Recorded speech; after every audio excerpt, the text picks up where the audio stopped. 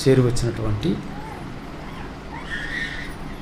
దేవుని పిల్లలైన కూడి వచ్చిన మీ అందరికీ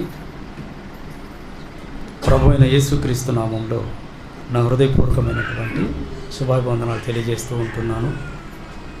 అలాగే మరి సంఘాన్ని దేవుని జ్ఞానంలో పెంచుతున్నటువంటి మరి స్థానికంగా మరి సివిటి ప్రిన్సిపల్గా దేవుని సేవలు అందిస్తున్నటువంటి మరి సహోదరిమణి దైవజనురాలు ఝాన్సీ అక్క గారికి నా ప్రత్యేకమైనటువంటి శుభాభివందనాలు తెలియజేస్తున్నాను.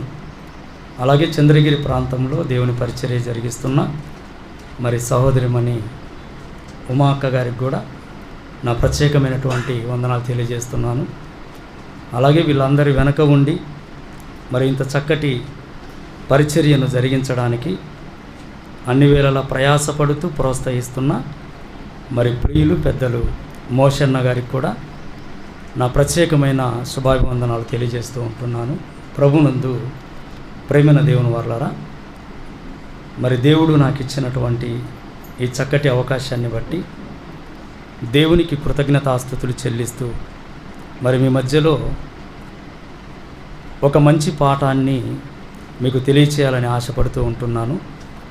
మరి ముందుగా ప్రకటించిన విధంగా మనం ఆలోచిస్తున్నటువంటి పాఠము నిజ క్రైస్తవుని జీవితంలో దుఃఖ దినాలు ఏవి. నిజ క్రైస్తవుని జీవితంలో దుఃఖ దినాలు ఏవి.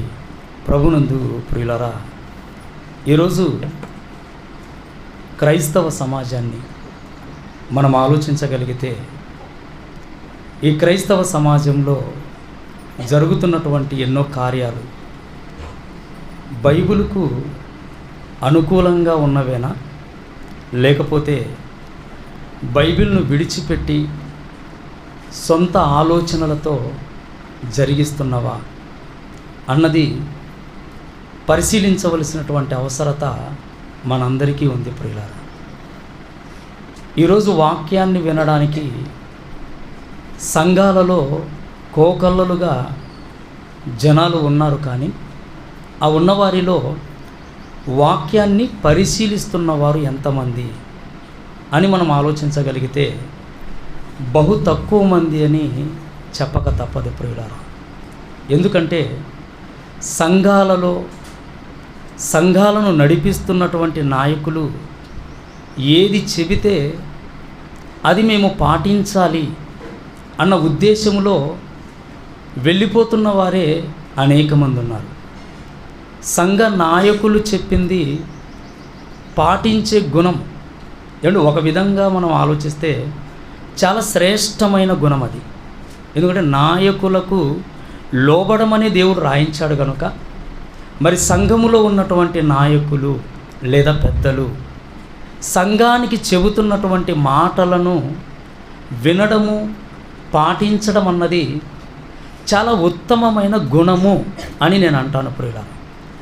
అయితే వాక్య విషయంలో కూడా ఆలోచించకుండా, వాక్య విషయంలో కూడా ప్రత్యేకమైన శ్రద్ధ తీసుకొనకుండా ఏది చెప్పినా వినడం అనేది అది సరైనటువంటి పద్ధతి కాదు.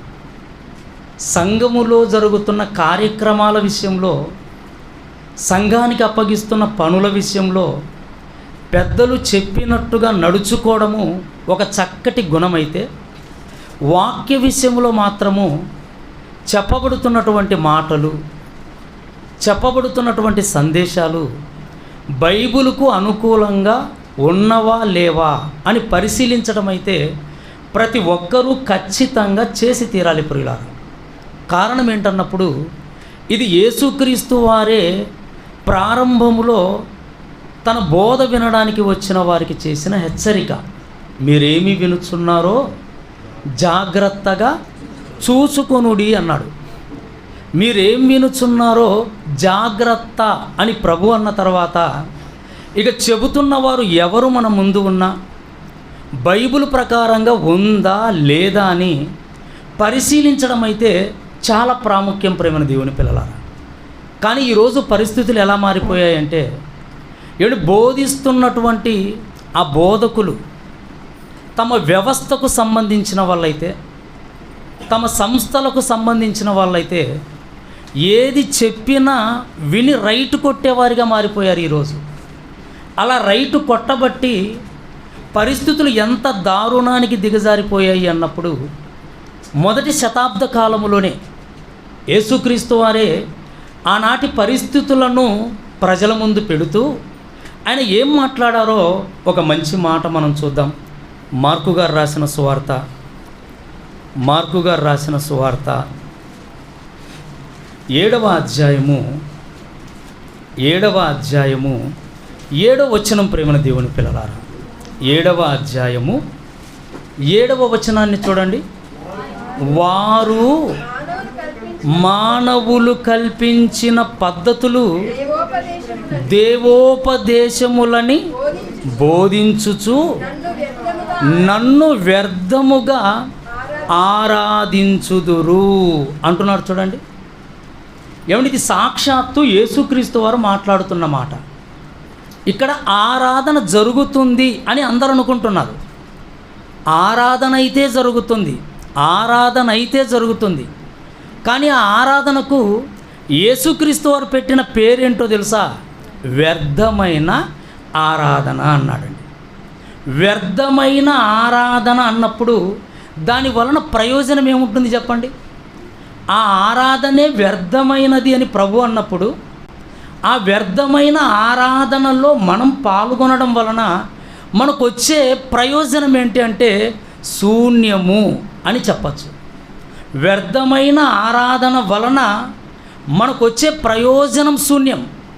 ఇంతకు ఏది వ్యర్థమైన ఆరాధన అన్నప్పుడు ప్రభు ఇస్తున్నటువంటి ఆ క్లారిటీని మనం చూడగలిగితే, మానవులు కల్పించిన పద్ధతులను సంఘములో ఎలా బోధిస్తున్నారంటే ఇవి దేవుడు చెప్పిన ఉపదేశాలు అని బోధిస్తున్నారు. ప్రియులారా, ఇవి దేవుడు చెప్పినవే. మేం చెబుతున్నాం అనుకుంటున్నారేమో. ఇవి మేము చెబుతున్నవి కావు, సాక్షాత్తు దేవుడు చెప్పినవే. దేవుడు ఎక్కడ చెప్పాడు? లేఖనాలలో చెప్పాడు అంటే లేఖనాలలో చెప్పాడు అన్నారనుకోండి, ఇప్పుడు లేఖనాన్ని చూపించాలి. లేఖనాలలో చెప్పారు అన్నారనుకోండి, అయితే లేఖనం చూపించండి అని అడిగే వాళ్ళు ఎవరో ఒకరు ఉంటారు. కనుక ఇప్పుడు ఎలా తయారైపోయారంటే ఈ చెబుతున్న వాళ్ళు దేవుడు మాకు ప్రత్యేకంగా బయలుపరిచాడు అంటారండి. ఇప్పుడు ఏ లేఖనం అవసరం లేదు దీనికి. మనం చూపించమన్నా కూడా ఇది లేఖనాలలో ఉన్నది కాదు, దేవుడు నాకు ప్రత్యేకంగా బయలుపరిచినది. దీన్ని మనం పాటించడం వలన ఇది మనకు మన కుటుంబాలకు ఆశీర్వాదము అన్నాడు అనుకోండి. ఆశీర్వాదం అనే పేరు వినబడితే చాలండి, ఏది చెప్పినా చేసేస్తారండి. ఆ పేరు వినబడింది అనుకోండి, ఆశీర్వాదము అన్న మాట వినబడింది అనుకోండి, ఇక ఏది చెప్పినా చెయ్యడానికి సిద్ధం. కనుక ఈరోజు అనేక కార్యాలు సంఘాలలోనికి ఇదిగో ఈ మాటల ద్వారానే వస్తున్నాయి. ప్రియులారా, మానవులు కల్పించిన పద్ధతులు అన్నాడు. ఇంతకీ ఈ పద్ధతులను దేవుడు తెలియజేశాడా? దేవుడు లేఖనాలలో రాయించారా అన్నప్పుడు లేఖనాలలో రాయబడినవి కావు. మరి ఎలా వచ్చాయి వీళ్ళకి? ఎలా తెలుసుకున్నారు వీళ్ళు అంటే దేవుడు మాకు బయలుపరిచారు అంటారు. కానీ బైబిల్ ప్రకారంగా ఆయన బయలుపరచవలసిన అవసరత లేదు. ప్రత్యేకంగా ఒక వ్యక్తికి దేవుడు బయలుపరచి చెప్పవలసిన అవసరత లేదు. ఎందుకంటే దేవుడు బయలుపరచి మన చేతుల్లో పెట్టినదే బైబిలు. అంటే బైబిలులో ఉన్నదే మనము పాటించాలి, బైబిలులో ఉన్నదే మనము ఇతరులకు చెప్పాలి తప్ప బైబిలులో లేనిది కానిది మనం బోధించకూడదు. ప్రేమ దేవుని పిల్లలారా, మరి ఈరోజు సంఘాలలోనికి ఎలా వచ్చాయన్నప్పుడు ఎలా వచ్చాయో కూడా బైబిలే చెప్పింది, ఎలా వచ్చాయో కూడా లేఖనం చెప్పింది. ఒక్కసారి యెషయా గ్రంథంలోనికి వెళదాం. యెషయా గ్రంథము 29వ అధ్యాయం. యెషయా గ్రంథము 29వ అధ్యాయము ఏమంటే 13వ వచనములో చివరి మాటలు చదువుకుందాం ప్రియులారా.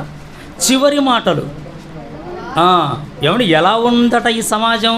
పెదవులతో నన్ను గణపరుచుచున్నారు, కానీ తమ హృదయమును నాకు దూరము చేసుకొని ఉన్నారు అని వాళ్ళ భక్తి గురించి మాట్లాడుతున్నాడండి ఇక్కడ దేవుడు.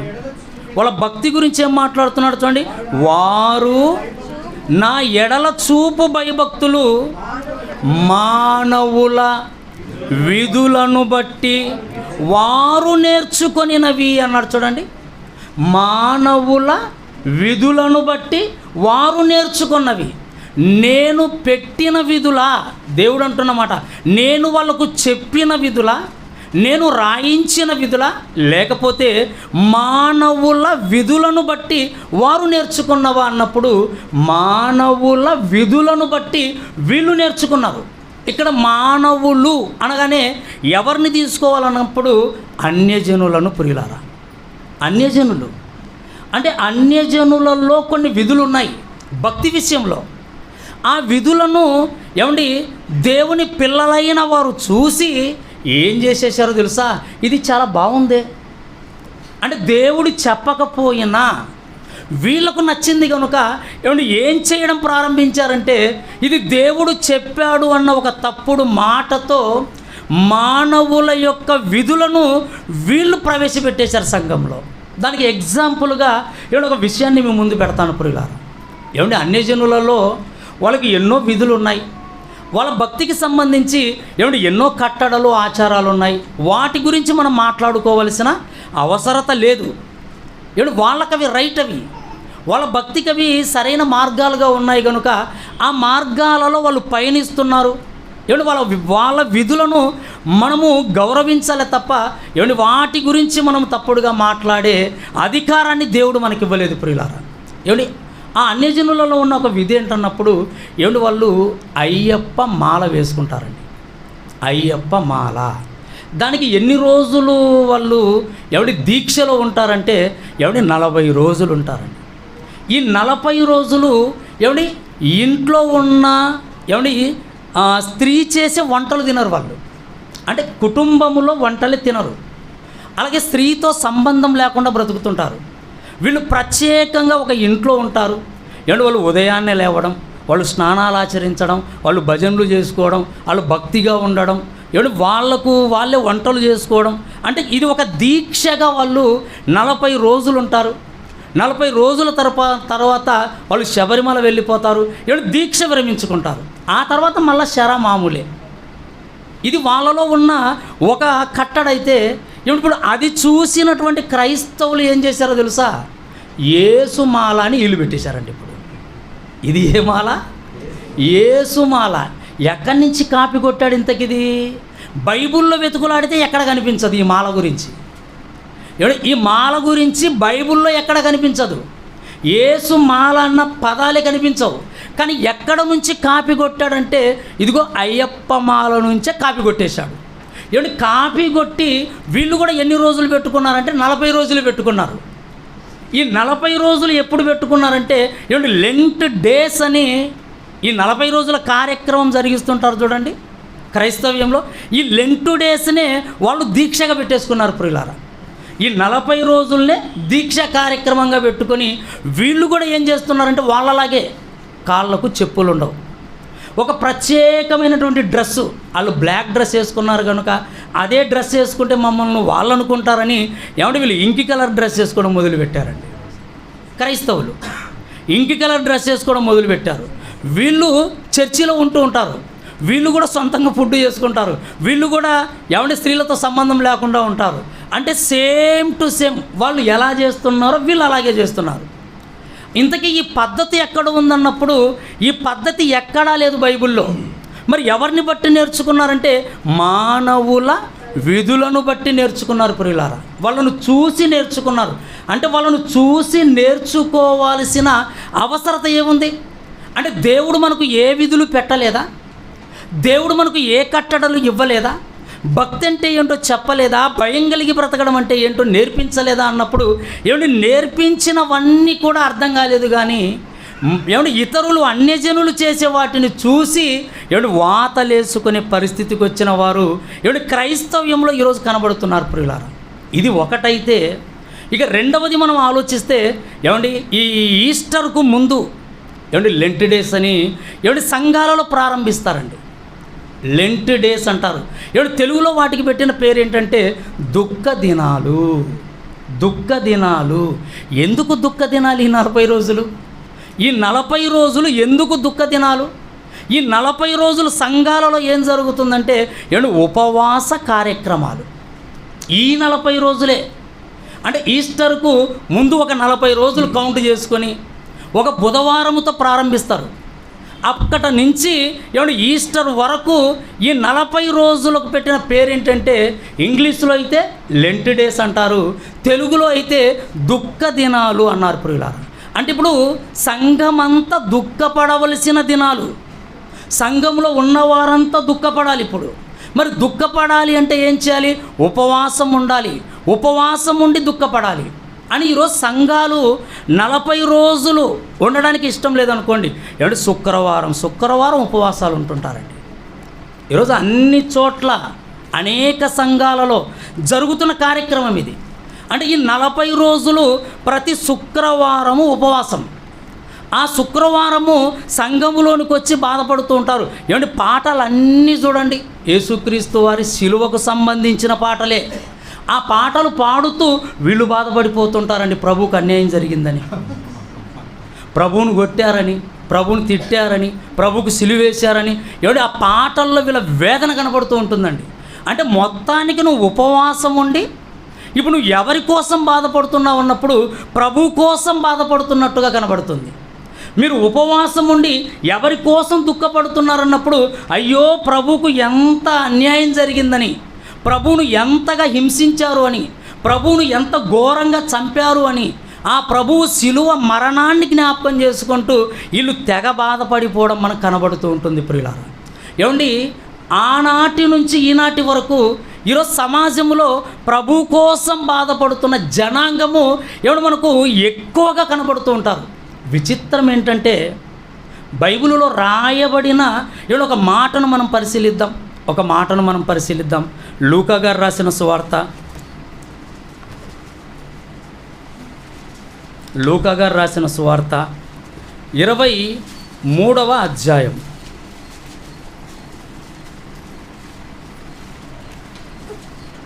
27వ వచనం ప్రియులారా. జాగ్రత్తగా ఇక్కడ ఉన్నటువంటి సందర్భాన్ని ముందు మనం ఆలోచిద్దాం. ఇక్కడున్న సందర్భం ఏంటన్నప్పుడు అది యేసుక్రీస్తు వారిని గొల్గతాకు మరి సిలువ వేయడానికి తీసుకెళ్తున్నటువంటి సందర్భం ప్రియులారా. అంటే లైవ్ కార్యక్రమం ఇది, లైవ్ ఆ రోజు జరుగుతుంది. ప్రత్యక్షంగా యేసుక్రీస్తు వారి సిలువ యాగం జరుగుతుంది. ఆయన్ను సిలువ వేయడానికి తీసుకెళ్ళిపోతున్నారు. అంతకు ముందే ఆయన్ను కొరడాలతో కొట్టారు, ఆయన తల మీద ముళ్ళ కిరీటం పెట్టారు, ఇప్పుడు భుజాన సిలువనెత్తారు. కొట్టుకుంటూ గొల్గతాకు తీసుకెళ్ళిపోతున్నారు ప్రియులారా. ఇది లైవ్ కార్యక్రమం. లైవ్లో అనేక మంది చూస్తున్నారు. అక్కడ అనేక మంది చూస్తున్నారు. ఎంతమంది ఈ కార్యక్రమంలో పాల్గొన్నారు, సిలువ కార్యక్రమంలో ఎంతమంది పాల్గొన్నారు అన్నప్పుడు 27వ వచనంలో రాయబడిన మాట చూడండి, గొప్ప జనసమూహమును అని రాయబడిందండి. గొప్ప జనసమూహము. బైబిల్లో ఎంత చక్కగా దేవుడు ఆ రోజు ఎంతమంది సిలువ వెనుక ఉన్నారో, సిలువ కార్యక్రమంలో పాల్గొన్నారో చెబుతూ గొప్ప జనసమూహము అన్నాడండి. కరుణామయుడి సినిమా చూడండి ఒకసారి. కరుణామయుడి సినిమాలో ఆ సిలువ కార్యక్రమాన్ని చూడండి. గట్టిగా ఆ వల్ల 100 మంది, ఈ వల్ల 100 మంది ఉన్నారండి. అంటే ఆ వల్ల ఒక 100 మంది, ఈ వల్ల ఒక 100 మంది, వెనక ఒక 50 మంది, ఇంతే ఉండేది. అంటే సిలువ వేయడానికి యేసుక్రీస్తు వారిని తీసుకెళ్తుంటే అంటే గట్టిగా ఒక 200 మంది అని ఉన్నారు. కరుణామయుడి సినిమాలోనున్న ఒక 200 మందిని పెట్టారండి. కృష్ణ ఒక సినిమా తీశాడండి, శాంతి సందేశం అని. దాంట్లో ఆ వల్ల 5 మంది, ఈ వల్ల 5 మంది అండి. అసలు ఎంత విచిత్రం అనిపిస్తుందంటే 5 మందే. ఒక్క ఆయన ఆపుతున్నాడు, ఒక్క బంట ఆపుతున్నాడు, అవల 5 మందిని కర్రతో, ఈ వల్ల 5 మందిని ఒక బంట ఆపుతున్నాడు, వెనక 2 ఇన్ను కొట్టుకుంటూ తీసుకెళ్తున్నారండి యేసుక్రీస్తు వారిని. అంత విచిత్రంగా సినిమా తీశారు చూడండి. అంటే ఏదో తీసేశాం, నువ్వు తీయడంలో కూడా ఆయన ఘనపరుస్తున్నావా, అవమానపరుస్తున్నావా? నిజంగా ఈ సన్నివేశము మన కళ్ళకు కట్టినట్టుగా తీసిన సినిమా ఏదైనా ఉందంటే అది ప్యాషన్ ఆఫ్ ద క్రైస్ట్. నిజంగా అది చూస్తే ఏమంటే ఇంతగా జరిగిందా, ఇంత జనాలు ఆ రోజు గుమికూడారా అనేది ఏమంటే మనకే ఆశ్చర్యం అవుతుంది ప్రియులారా. ఏ సందులో చూసిన జనాలు, ఏ మిద్దెల మీద చూసిన జనాలు, ఎక్కడ చూసిన జనాలే జనాలండి.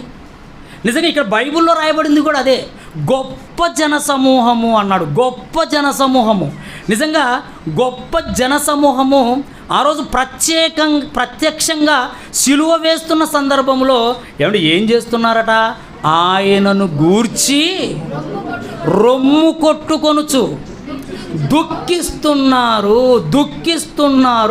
అందుకే దుఃఖ దినాలని పెట్టారేమో మనకు తెలియదు. ఏమన్నా ఆ రోజు దుఃఖపడుతున్నారండి, లైవ్ కార్యక్రమంలో దుఃఖపడుతున్నారు. అయ్యో నా ప్రభు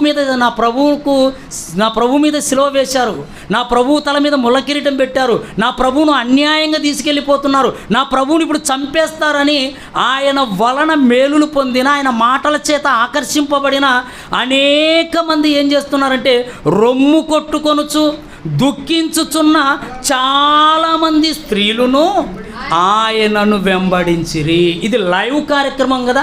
ఏమంటే ఇంతమంది వెంబడిస్తున్నప్పుడు ఏమంటే యేసుక్రీస్తు వారు నోరు తెరిచి మాట్లాడుతున్నారండి. ఎందుకంటే ఈ సందర్భంలో ఏమంటే ఎంత బాధలో ఉన్నారో మనకు అర్థమవుతుంది. యేసుక్రీస్తు వారు ఎంత మరణ స్థితిలో ఉన్నారో మనకు అర్థమవుతుంది.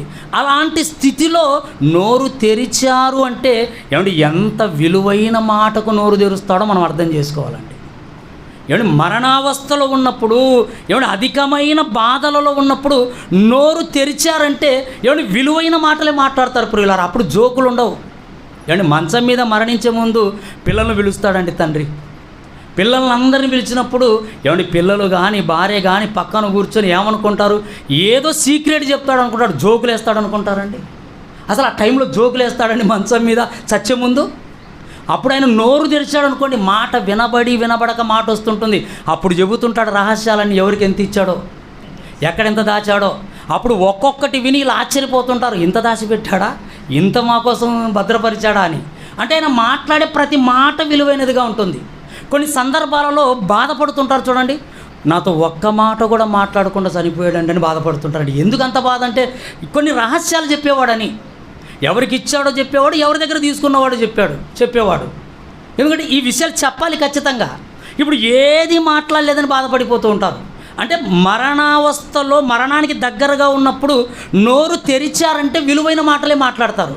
ఇప్పుడు యేసుక్రీస్తు వారు కూడా మరణానికి వెళ్ళిపోతున్నారు. అప్పటికైనా భుజం మీద సిలువ ఉంది, ఆయన కొరడాలతో కొడుతున్నారు, తల మీద ముళ్ళ కిరీటం ఉంది. ఏమంటే అది మాట్లాడే టైమా చెప్పండి? అసలు మాట్లాడడానికి ఓపిక ఎక్కడుంది? కానీ ఓపిక అంతా కూడగట్టుకున్నాడు ఆయన.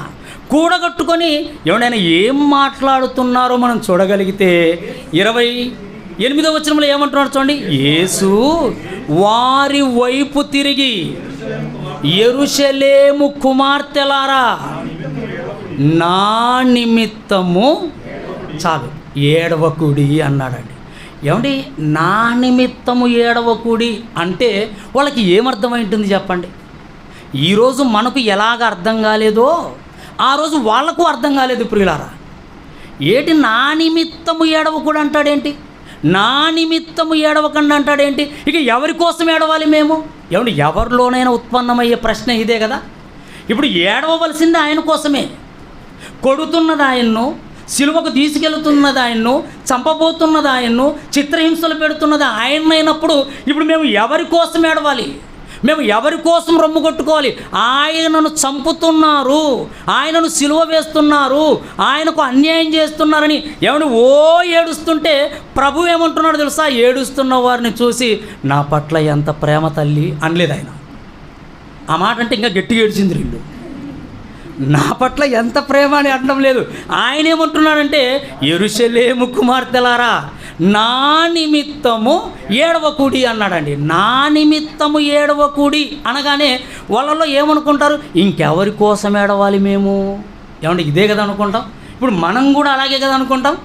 ఇంకా ఎవరి కోసం ఏడవాలి? నా భర్త కోసం నేను ఎందుకు ఏడవాలి? నా కొడుకు కోసం నేను ఎందుకు ఏడవాలి? నా కూతురు కోసం నేను ఎందుకు ఏడవాలి? నా కోసం నేను ఎందుకు ఏడ్చుకోవాలి? మేము అందరం బాగానే ఉన్నాం. ఇప్పుడు ప్రాబ్లం ఎవరికి? ఇప్పుడు సమస్య ఎవరికి? ప్రభువు కదా సమస్య వచ్చింది. ప్రభువు కదా ఇప్పుడు బాధలు పెడుతున్నది, ప్రభువును కదా ఇప్పుడు చంపబోతున్నది, ఈయనేంటి ఇలా మాట్లాడతాడు? నా నిమిత్తము ఏడవకూడి అంటున్నాడంటే మరి మా కోసం మేము ఏడ్చుకోవాలా, మా గురించి మేము ఎందుకు ఏడ్చుకోవాలనే ప్రశ్న ఖచ్చితంగా వాళ్ళ మనస్సుల్లో వచ్చి ఉంటుంది ప్రేమ దేవుని పిల్లలారా. మరి ఎందుకన్నాడు యేసుక్రీస్తు వారి మాట?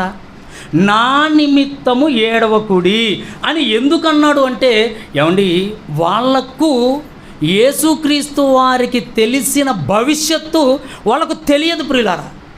భవిష్యత్తు ఆయన చెప్పినా వాళ్ళు మర్చిపోయారు. మర్చిపోతామండి మనం కూడా. ఏమండి, ప్రతి ఆదివారం వాక్యం వింటూనే ఉంటామా? మర్చిపోతామా, గుర్తుపెట్టుకుంటామా చెప్పండి? మర్చిపోతుంటాం. అందుకేనేమో ప్రభు ఎక్కువగా కూడుకుండాని ఎందుకన్నాడంటే, వీళ్ళు మర్చిపోతూ ఉంటారు నాయన, మీరు చెబుతానే ఉండండి. వాళ్ళు మర్చిపోతూనే ఉంటారు. అంటే ఎప్పటికప్పుడు వాళ్ళని ఏం చేస్తుండాలంటే, ఏమండి, ఛార్జ్ చేస్తూ ఉండాలి. ఎందుకంటే ఈ రోజు విన్నారనుకోండి, వచ్చే ఆదివారానికి డిశ్చార్జ్ కనుకనే మరలా ఛార్జింగ్ పెట్టడానికి పిలిపిస్తుంటాడు ప్రభు. అంటే ప్రతి ఆదివారం మనం ఎందుకు కూడుకోవాలంటే, ఈరోజు ఫుల్గా ఛార్జింగ్ పెట్టి ఇంటికి పంపించేయాలి. వచ్చే ఆదివారం వరకు ఈ ఛార్జింగ్లో ఉండాలి. మీరు వీక్ అయిపోకుండా, బ్యాటరీ లో అయిపోకుండా. లో అయిపోయిన వాళ్ళు వచ్చే ఆదివారం కనపరారు. ఏమమ్మా ఈ ఆదివారం కనపడిన వాళ్ళు వచ్చే ఆదివారం కనపరాలేదంటే బ్యాటరీ లో అయిపోయింది. మరి అందుకే సంఘాన్ని మర్చిపోతారు. అసలు ప్రభు దగ్గరికి రావాలని మర్చిపోతారు, ప్రభు బల్లాను మర్చిపోతారు, వాక్యాన్ని మర్చిపోతారు, అన్నీ మర్చిపోయి ఏదో పని మీద వెళ్ళిపోతారు. మనం ఫోన్ చేసామనుకోండి, ఎందుకంటే దైవజనులకు బాధ కదండి, ఎందుకు రాలేదు సంఘానికి వీళ్ళు? ఎందుకంటే మీ మీద బాధ్యత ఉంది. దైవ సేవకులకు, మిమ్మల్ని కాస్తున్న వారికి మీ మీద బాధ్యత ఉంది. ఏమండి, సంఘానికి వస్తున్న వారికి, సంఘంలో ఉన్న వారి మీద బాధ్యత ఉందా చెప్పండి? ఎవరైనా సంఘానికి రాలేదనుకోండి, మనం జ్ఞాపకం చేసుకుంటామా? ఈ వారం ఎవరు రాలేదు సంఘానికి అని జ్ఞాపకం చేసుకొని మీరు ఫోన్లు చేసి అడిగిన రోజులు ఉన్నాయి చెప్పండి? మీ బెస్ట్ ఫ్రెండ్ అయితే ఫోన్ చేస్తారేమో ఏరా రాలేదని. మిగిలిన వాళ్ళ గురించి ఎప్పుడన్నా ఫోన్ చేసి ఉంటామండి? మిగిలిన వాళ్ళ గురించి ఆలోచిస్తామండి? నేను నా కుటుంబం సంఘానికి భయం అయిపోయింది అంటే మీరు ఎంతవరకు ఆలోచించుకుంటారంటే మీ కుటుంబం వరకు ఆలోచించుకుంటారు. కానీ దైవజనుడు ఎంతవరకు ఆలోచించాలో తెలుసా? వచ్చిన ప్రతి కుటుంబం గురించి ఆలోచించాలి. ఇది దైవజనుని మీద ఉన్న బాధ్యత ప్రియులారా. దైవజనుడు ఎప్పుడేమో ఆలోచిస్తాడు, ఈ కుటుంబం ఎందుకు రాలేదు, ఆ బ్రదర్ ఎందుకు రాలేదు, ఈ వారం ఈ సోదరు ఎందుకు రాలేదు. ఇది దైవజనుడు ఆలోచించేది. అంటే వాళ్ళు ఆలోచిస్తారు, ఏమంటే ఫోన్లు చేస్తారు. ఫోన్లు చేసినప్పుడు ఏమంటారు తెలుసా? చిన్న పని ఉండి రాలేదన్న. అంటే చిన్న పనికే సంఘాన్ని వదిలేసావా? అంటే చిన్న పని కంటే చీపుదా సంఘం?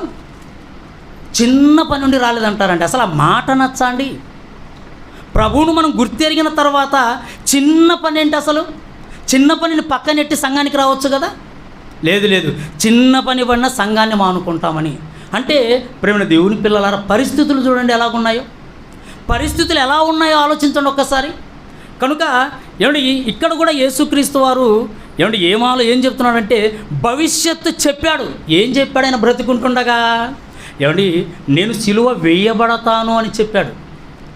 పెద్దలకు, ఇదిగో శాస్త్రులకు, పరిచయులకు అప్పగించబడతాను, వారు నన్ను సిలువ వేస్తారు, సిలువ వేసిన తర్వాత 3వ దినాన తిరిగి లేస్తానని ఎన్నిసార్లు చెప్పలేదు చెప్పండి? ఎన్నోసార్లు చెప్పాడు. కానీ విచిత్రం ఏంటంటే శిష్యులే మర్చిపోయారు. వెంటుంటారే 12 మంది, అనుక్షణము ఆయనతో ఉంటారే, వీళ్ళే మర్చిపోయారు. ఏమంటే జనాలకేం గుర్తుంటుంది చెప్పండి? జనాలకేం గుర్తుంటుంది? అందుకే వాళ్ళకు అర్థం కాక ఏడుస్తున్నారు. ప్రభు ఒకటి జ్ఞాపకం చేస్తున్నాడు, అమ్మా నా గురించి ఎందుకమ్మా ఏడుస్తున్నారు మీరు? నా గురించి ఎందుకు ఏడుస్తున్నారు? నా గురించి మీరు ఏడవాలి. ఎప్పుడు ఏడవాలో తెలుసా? నేను సిలువకు వేయబడిన తరువాత ఇక తిరిగి లేవను అనుకుంటే అప్పుడు ఏడవండి. అప్పుడు యేసుక్రీస్తు వారు కూడా ఏడవమనేవాడు. ఇప్పుడు యేసుక్రీస్తు వారు సిలువకు వేయబడతారు. సిలువకు వేయబడిన తర్వాత ఏమండి 3వ దినాన ఆయన తిరిగి లేస్తారా లేవరా? తిరిగి లేస్తారా? ఆయన తిరిగి లేస్తానని చెప్పారా లేదా? చెప్పారు ఆయన, కానీ వీళ్ళకి గుర్తు లేదు కనుకనే ఇక ఆయన లేవరని, ఆయన మాకు దూరం అయిపోతున్నాడని, ఆయనను చంపుతున్నారని ఒక బాధతో ఏడుస్తున్నారు. కానీ ప్రభు ఏం చెప్తున్నాడంటే, నా గురించి ఎందుకు ఏడుస్తున్నారు? వాళ్ళు ఇప్పుడు సిలువేస్తారు. సిలువ వేయబడిన తర్వాత 3వ దినాన నేను తిరిగి లేస్తాను, నేను లేస్తాను అన్న సత్యం మీకు అర్థమైతే నా గురించి ఎందుకు ఏడవాలి మీరు? అంతే కదండి, లేచే వాళ్ళ కోసం ఏడుస్తామండి. ఇంట్లో భర్త నిద్రపోతున్నాడు అనుకోండి, భార్య తెలియక ఏమంటే ఈ కాళ్ళ దగ్గర కూర్చొని ఏడుస్తుంది అనుకోండి, పక్కింటి వాళ్ళు ఏమనుకుంటారండి? పోయాడు అనుకుంటారు. ఏమమ్మంటే 2-3 సార్లు పిలిచాను లేవలేదు అని ఏడుస్తే ఏమన్నా బాగుంటుందా? ఆ మధ్య మా ఊర్లో ఒక చిన్న ఇన్సిడెంట్ జరిగింది, మీకు చెప్పాలి ఈ సందర్భంలో. ఇక్కడ ఒక ముసలాయన అండి, సుమారు ఒక 70 ఏళ్ళు ఉంటాయి ఆయనకు.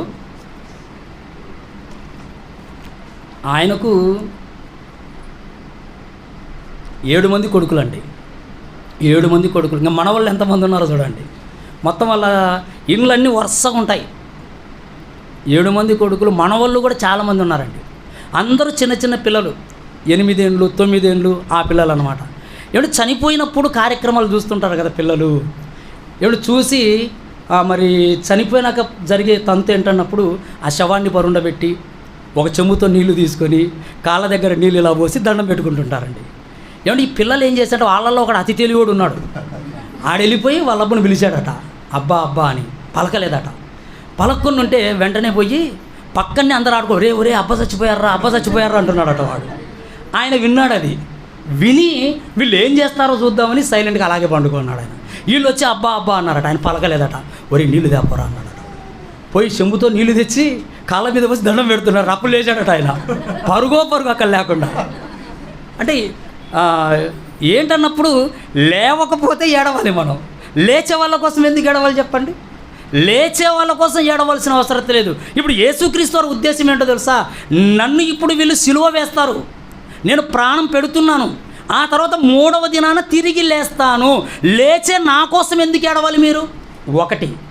రెండవది, నేను మరణించడం అన్నది వీళ్ళేదో నన్ను బలవంతంగా సిలువకు తీసుకువెళ్ళడం లేదు. రెండవది, వీళ్ళేదో నన్ను అన్యాయంగా చంపటం లేదు. నేను సిలువకు వెళ్ళటం అన్నది ఇది అనాది దేవుని సంకల్పముల్లో ఒక భాగం. ఇది ఏమంటే యేసుక్రీస్తు వారు మరణించాలన్నది దేవుడి సంకల్పమా, లేదా రోమీయులు లేదా శాస్త్రులు పరిచయులు వీళ్ళందరూ యూదులంతా కలిసి బలవంతంగా కుట్ర చేసి ఆయన్ను సిలువకు అప్పగించారా? అసలు వాళ్ళేం అప్పగించగలరు యేసుక్రీస్తు వారిని? అది దేవుని సంకల్పంలో భాగం కనుక, సిలువ నెక్కాలి అన్న ఆలోచనతో నేను ఈ లోకానికి వచ్చాడు కనుక, సిలువ మరణం అన్నది ఆయన భూమి మీదకి రాకముందే దేవుడి యొక్క ప్రణాళికలో ఒక నిశ్చయము కనుక యేసుక్రీస్తు వారు సిద్ధపడ్డారు సిలువ మరణానికి. ఆయన సిద్ధపడి వెళుతున్నాడు. ఎందుకు సిద్ధపడ్డాడంటే ఆయన సిలువ మరణముతో ప్రపంచానికి జీవాన్ని ఇవ్వడానికి. ఆయన సిలువ మరణము ద్వారా మరణములో ఉన్న, చావులో ఉన్న, పాపం అనే వాటి చేత చావులో ఉన్న ప్రపంచాన్ని బ్రతికించడానికి ఆయన సిలువకి ఎక్కబోతున్నాడు. అంటే ఆయన మరణము ద్వారా ఏమంటే పాప ప్రాయశ్చిత్తం చేయాలి. అంటే ఇప్పుడు ఆయన మరణించడం అన్నది ప్రపంచానికి మేలుకరమా, ప్రపంచానికి ఏమైనా కీడ చెప్పండి? మేలుకరం. ఒకటి, మరణించిన ఆయన తిరిగి లేస్తాడు. రెండోది, ఆయన మరణం అన్నది సమస్త మానవాళి పాప ప్రాయశ్చిత్తానికి నాంది పలుకుతుంది. మూడవది, లేచిన తరువాత ఆయన పరలోకానికి వెళ్ళి తండ్రి సింహాసనం మీద కూర్చుంటాడు. ఈ 3 విషయాలు ప్రభువుకు తెలుసు. ఈ 3 విషయాలు యెరూషలేములో ఉన్న కుమార్తెలకు అర్థం కాలే ప్రియులారా. ఆయన చెప్పినా అర్థం కాక ఏడుస్తున్నారు. అందుకు ఆయన అన్న మాట ఏంటంటే, నా నిమిత్తము ఏడవకండి, నేను మరణించడం అన్నది మీకు ప్రయోజనం. ఏదో ఒక సందర్భంలో యేసుక్రీస్తు వారు అంటారండి శిష్యులతో, మనం ఇప్పుడు యెరూషలేమునకు వెళ్ళిపోతున్నాము, అక్కడ శాస్త్రులు, ప్రధాన యాజకులు, పెద్దలు మనుష్య కుమారుని పట్టుకొని ఇదిగో కొరడాలతో కొట్టి సిలువకు అప్పగిస్తారనగానే వెంటనే పేతురు గారు ఏమంటారో తెలుసా? ప్రభువా, అది నీకు దూరం అవునుగాక అన్నాడండి. ఏది దూరం అయిపోవాలి? సిలువ మరణం దూరం అయిపోవాలి. సిలువ మరణం మీకు దూరం అవునుగాక అంటే సిలువ మరణము దూరం అయిపోవునుగాక అన్నాడంటే ఈయన సిలువ మరణాన్ని పొందకుంటే ప్రపంచానికి రక్షణ ఉందా? అంటే ఇప్పుడు పేతురు గారిలో ఉండి ఆ మాట మాట్లాడిచ్చింది ఎవరో తెలుసా? దయ్యం, అపవాది. అందుకే వెంటనే యేసుక్రీస్తు వారు ఏమన్నారు? సాతానా నా వెనుకకు పొమ్ము అన్నాడు. అంటే పేతురును ఆవహించింది ఎవరు ఆ సమయంలో? సాతాను. ఎందుకంటే రక్షణ కార్యక్రమానికి అడ్డుపడుతున్నాడు.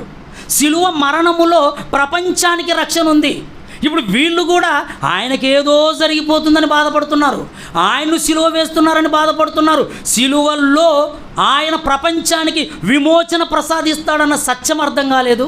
సిలువ వేసినా సమాధి చేసినా తిరిగి లేస్తాడన్న సత్యం అర్థం కాలేదు. తిరిగి లేచి నిత్య జీవానికి వెళ్ళిపోయి తండ్రి సింహాసనం మీద కూర్చుంటాడన్న సంగతి తెలియలేదు.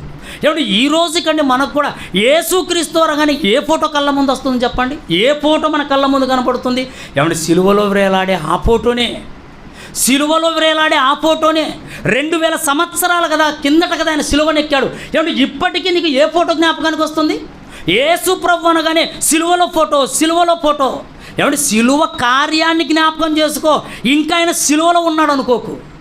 సిలువ కార్యాన్ని జ్ఞాపకం చేసుకోవాలి మనం. ఆయన సిలువలో ఉన్నాడని ఆ ఫోటో జ్ఞాపకం చేసుకోకు. ఇప్పుడు ఆయన ఎలా ఉన్నాడో చూస్తారో ఒక్క మాట. ఆయన ఎలా ఉన్నాడో, అసలు ఆయన రేంజ్ ఏంటో, ఆయన లెవెల్ ఏంటో ఒక్కసారి పేతురు గారు రాసిన మొదటి పత్రిక చూద్దాం ప్రియులారా. పేతురు గారు రాసిన మొదటి పత్రిక 3వ అధ్యాయము 22వ వచనం. 22వ వచనం ఆ మాట చూడండి. ఆయన పరలోకానికి వెళ్ళాడు. ఇది మర్చిపోయాం మనం. ఈరోజు చాలామంది ఇది మర్చిపోయారు. ఆయన పరలోకానికి వెళ్ళి దూతల మీదను, అధికారుల మీదను, శక్తుల మీదను అధికారము పొందినవాడు ఇప్పుడు దేవుని కుడిపార్శ్వములో ఉన్నాడు. దేవుని కుడిపార్శ్వమున ఎలా ఉన్నాడో తెలుసా? ఇంకా చేతుల్లో మేకులు ఉన్నాయనుకుంటున్నారా? తల మీద ముళ్ళ కిరీటం ఉందనుకుంటున్నారా? పాదాల్లో మేకులు గుర్తులు ఉన్నాయనుకుంటున్నారా? పక్కలో బల్లెపు పోటు అనుకుంటున్నారా? వీపంతా కొరడ దెబ్బలు అనుకుంటున్నారా? లేదు ప్రియులారా, అసలు ఆయన లెవెల్ ఏంటో చూడండి. పరలోకమునకు వెళ్ళిపోయాడు ఆయన. అక్కడ దూతల మీద అన్నాడు. ఎన్ని దూతలు ఉన్నాయి? కోటాను కోట్ల దూతల మీదను, అధికారుల మీదను ఎన్నో శక్తులు ఉన్నాయి ఈ ప్రపంచాన్ని అట్టిపెట్టడానికి. ఈ ప్రపంచం ఈరోజు చల్లగా ఉందంటే ఎన్నో శక్తుల ద్వారా ఈ ప్రపంచం చక్కగా నడుస్తుంది. ఈ శక్తులన్నిటి మీదను ఆయన ఏమంటే కింగ్గా ఉన్నాడు. ఇప్పుడు వీటన్నిటి మీద అధికారం కలిగిన ఒక పవర్ఫుల్ వ్యక్తిగా ఉన్నాడు. చూడండి, ఒక పవర్ఫుల్ శక్తిగా కనబడుతున్నాడు. ఏమంటే ఈ ఫోటో కనపరాదేంటి మనకు? ఈ ఫోటో కనిపించదు మనకు. ఎప్పుడు సిలువ వేయబడిన ఆ ఫోటోనే. కానీ ఇప్పుడు అలా లేడు ఆయన. 2000 సంవత్సరాల క్రిందట సిలువనెక్కాడు. ఆ సిలువ కార్యక్రమము ఏడు ప్రపంచానికి రక్షణ ప్రసాదించింది. కానీ ప్రస్తుతం ఆయన ఒక గొప్ప అధికారిగా పరలోకంలో ఉన్నాడు ప్రియులారా. కనుక ఆయన అంత ఉన్నత స్థితిలో ఉంటే ఏమంటే ఈనాటికి కూడా దేనికి ఏడుస్తున్నారు? ఈనాటికి దేనికి ఉపవాసం ఉంటున్నారు? లెంట్ డేస్లో ఈనాటికి దేన్ని బట్టి ఏడుస్తున్నారు? ఆయన్ను సిలువలో కొరడాలతో కొట్టింది పాట పాడుతూ ఈమె ఏడుస్తుంది ఇక్కడ. ఆయనకు సిలువ వేసిన దాన్ని గుర్తుపెట్టుకొని ఇక్కడ ఏడుస్తారు. ఏమంటే ప్రార్థనలో కూడా ప్రభువా నేను ఎన్ని బాధలు పెట్టారు ప్రభు. ఇప్పుడు పెట్టారండి?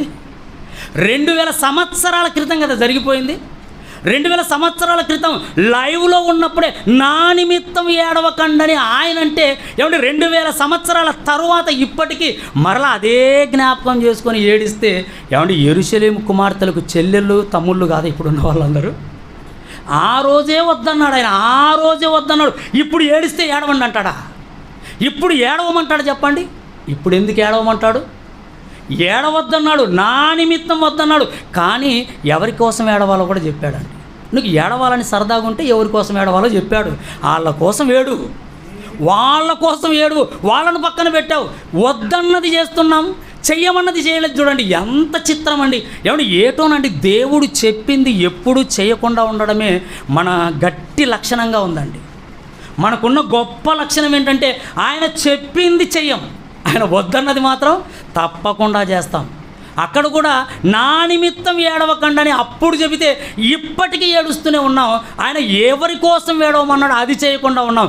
ఎవరి కోసం ఏడవమంటున్నాడు? కింద ఏముంది చూడండి, మీ నిమిత్తము మీ పిల్లల నిమిత్తమును ఏడువుడి అన్నాడండి. అమ్మయ్య, ఎవరి కోసం ఏడవాలో కూడా చెప్పాడు ప్రియులారా. మీ నిమిత్తము మీ పిల్లల నిమిత్తము, మీ నిమిత్తము మీ పిల్లల నిమిత్తం. ఆ రోజు వాళ్ళు ఏడవలసింది వాళ్ళ నిమిత్తం, వాళ్ళ పిల్లల నిమిత్తమే. ఈరోజు మనము ఏడవలసింది మన నిమిత్తము, మన పిల్లల నిమిత్తమే. మా కోసం మేము ఎందుకు ఏడుచుకోవాలండి? మాకేం తక్కువైందండి అంటాం మనం. మాకేం తక్కువైంది? మేమందరం హ్యాపీగా ఉన్నాం.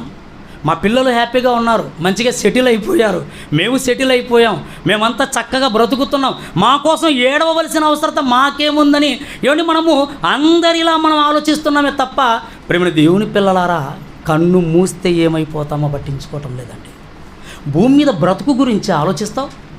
భూమి మీద నీ బ్రతుకు కోసమా? భూమి మీద నీ సుఖవంతమైన జీవితం కోసం ఆలోచిస్తావు?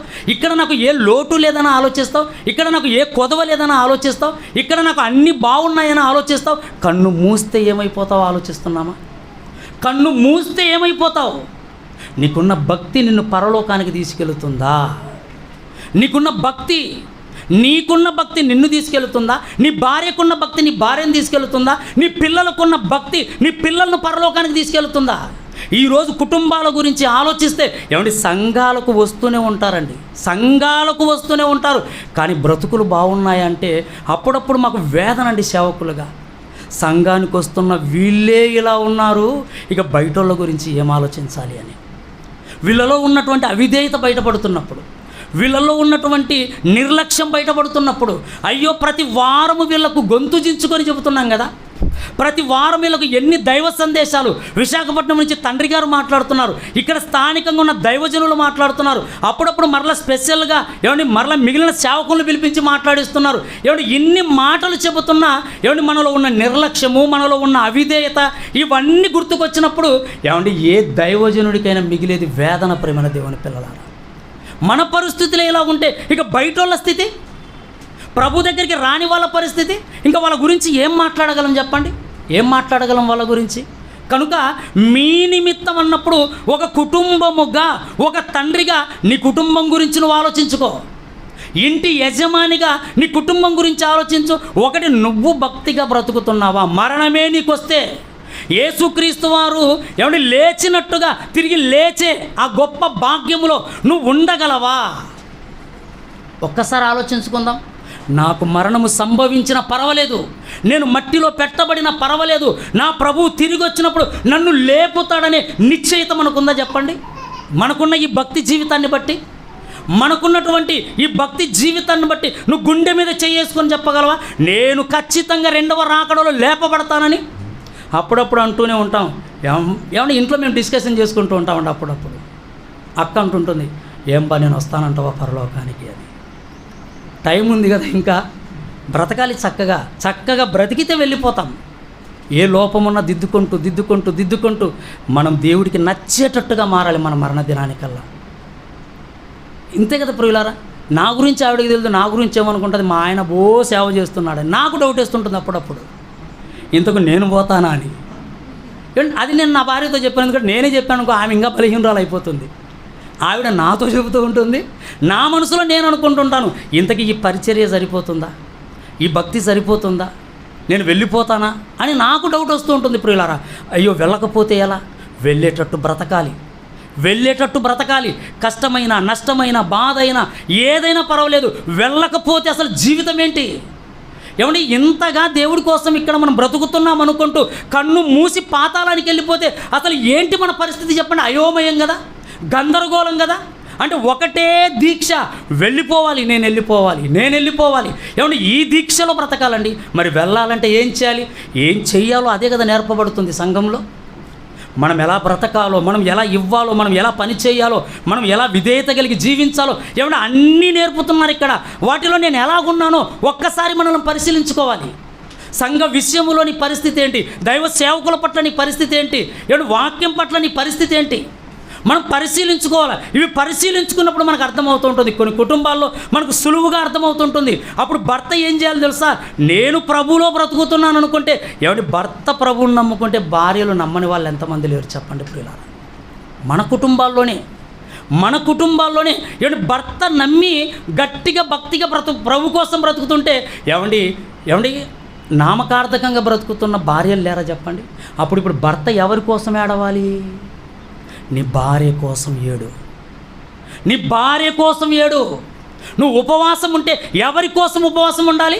నువ్వు ప్రతి శుక్రవారం ఉంటావో, ప్రతి ఆదివారం ఉంటావో, ఎప్పుడు ఉంటావో నీ ఇష్టం. ఆ ఉపవాసం ఉండి నువ్వు ఏడ్చి ప్రార్థన ఎవరి కోసం చేయాలి? నీ భార్య కోసం చెయ్యు. ఆయన కోసం ఎందుకు చేస్తున్నావు నువ్వు ఉపవాసం ఉండి ప్రార్థన? ఆయనకి ఏమైందని చేస్తున్నావు? ఆయన లేచిపోతాడు పరలోకానికి.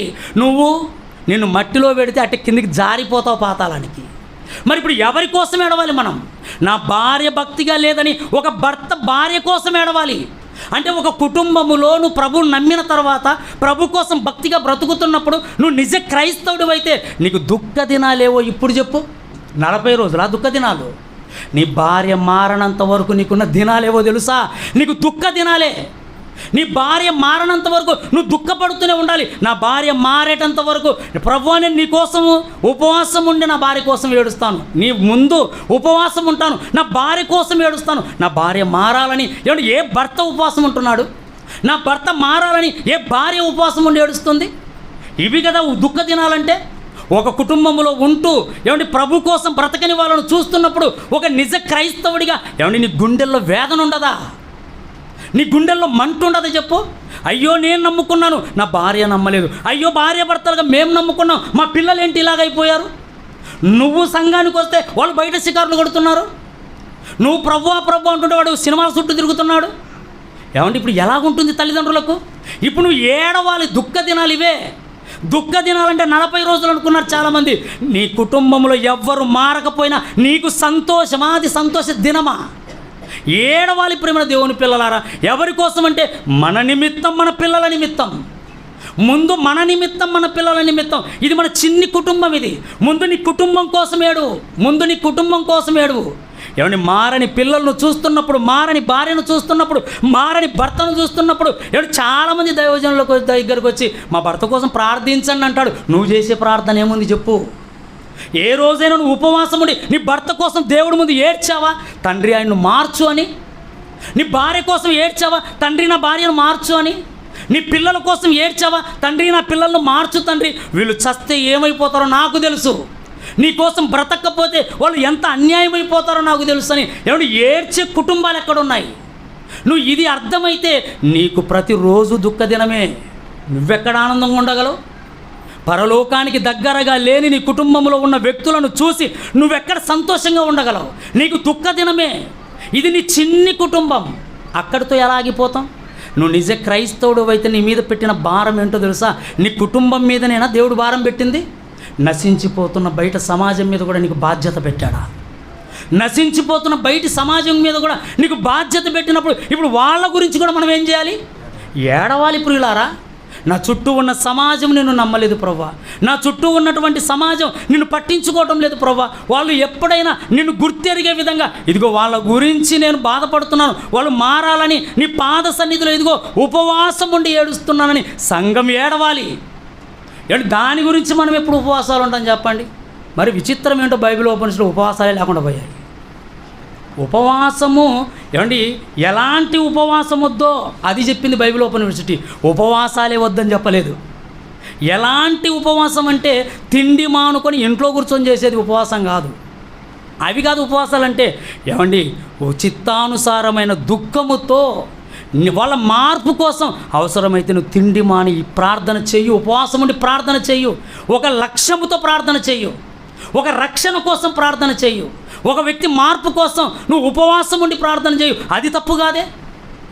చెయ్యాలి, సంఘంగా చెయ్యాలి, వ్యక్తిగతంగా చెయ్యాలి. ఇవి చెయ్యాలని దేవుడు కోరుకుంటున్నాడు.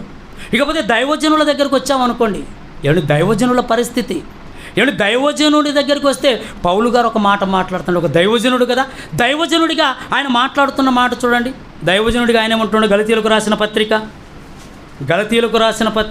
4వ అధ్యాయము 19వ వచనం. ప్రేమ దేవుని పిల్లలారా, గలతీయులకు రాసిన పత్రిక 4వ అధ్యాయం 19వ వచనములో ఏమంటున్నాడు చూడండి. నా పిల్లలారా అన్నాడు. ఆయనకు పెళ్ళే కాలేదు, పిల్లలు ఎక్కడి నుంచి వచ్చారు? పౌలు గారికి పెళ్ళే కాలేదు, మరి పిల్లలు ఎక్కడి నుంచి వచ్చారు? ఒక దైవజనుడు నా పిల్లలారా అని ఎవరిని అంటున్నాడు తెలుసా? సంఘములో కూర్చున్న ప్రతి ఒక్కరు మీరు ఎవరికి పిల్లలు అనుకుంటున్నారు? దైవజనునికి పిల్లలు మీరు, దైవజనురాలికి పిల్లలు మీరు. పిల్లలు ఇప్పుడు తల్లిదండ్రుల మాట వినాలా వద్దా చెప్పండి? కానీ ఈరోజు సంఘాల్లో దైవజనులు అంటే విధేయత ఉండదండి. నీ ఇంట్లో నీ తల్లిదండ్రుల పట్ల అలాగే ఉంటావా?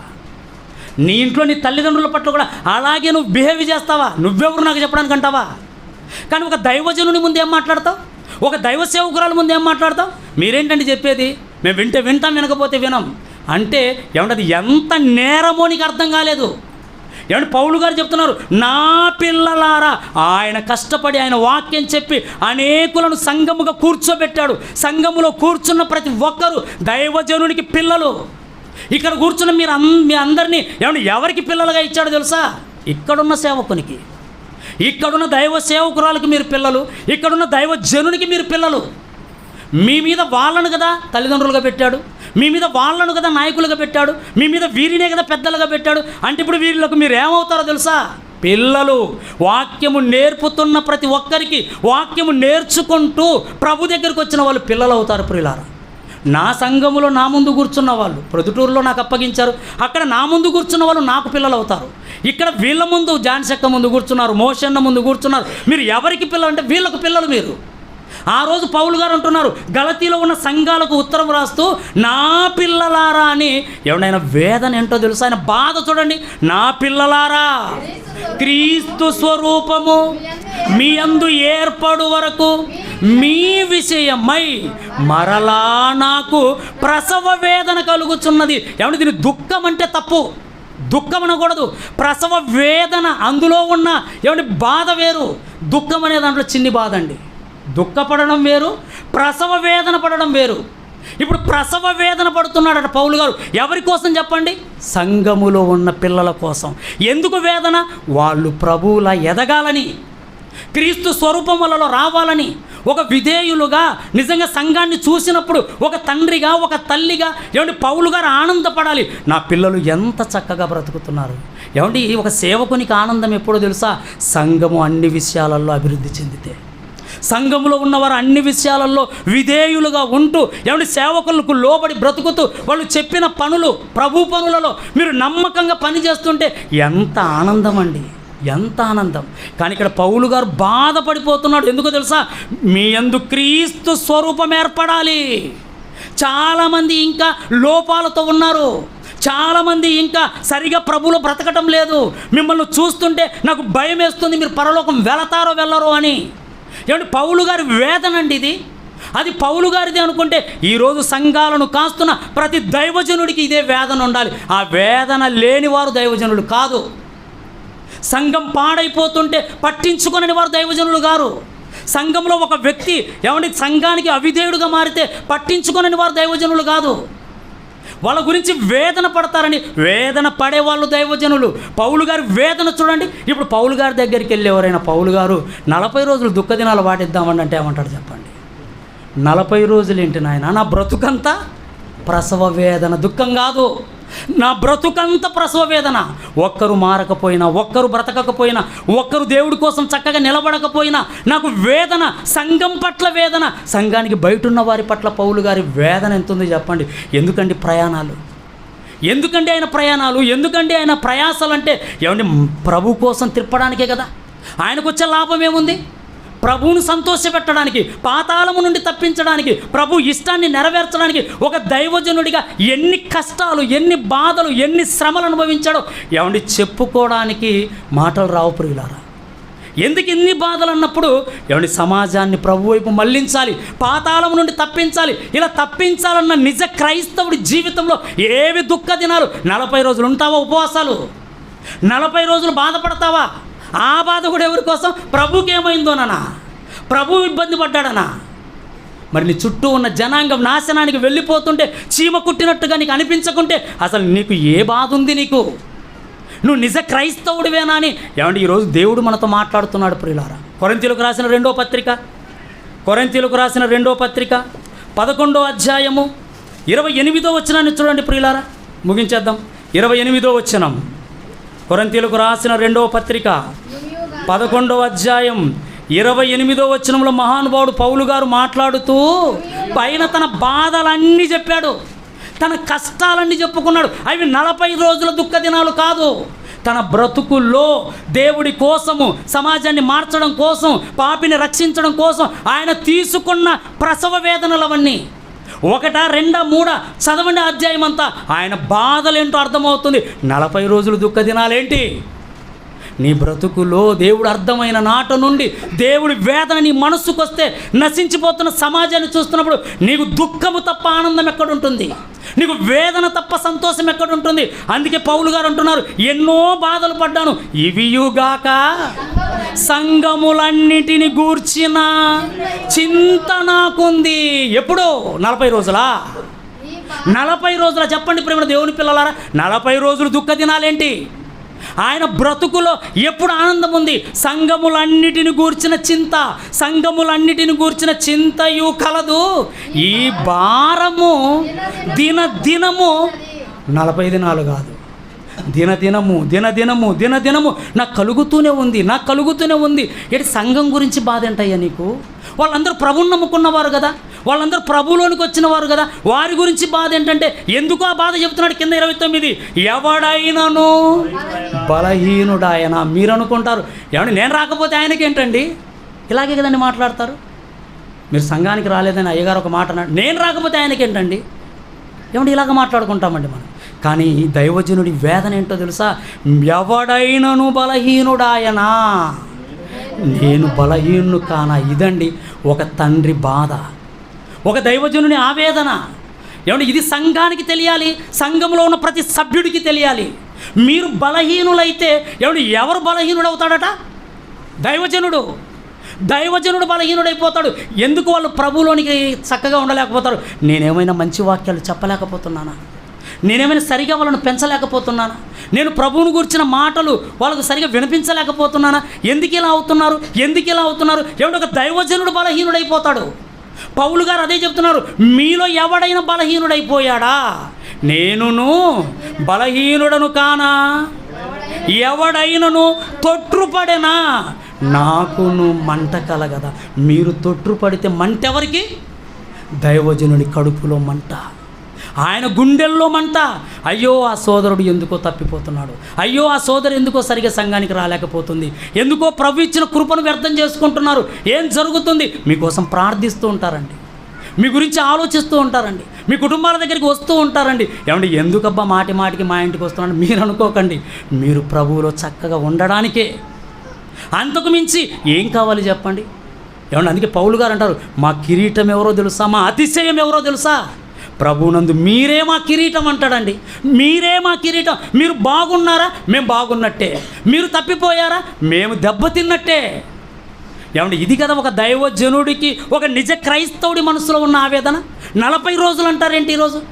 ఇంకా 40 రోజులని మనుష్యులు పెట్టిన పద్ధతుల్లో ఎందరూ మునిగి తేలుతున్నారు ఈరోజు. ఇదేనా ఒక క్రైస్తవుడిగా నువ్వు పాటించవలసిన దుఃఖ దినాలు? నీ కుటుంబంలో మారకపోతే నీకు దుఃఖం లేదా? నీ చుట్టూ ఉన్నవారు ప్రభుకు దూరంగా బ్రతుకుతుంటే నీకు దుఃఖం లేదా?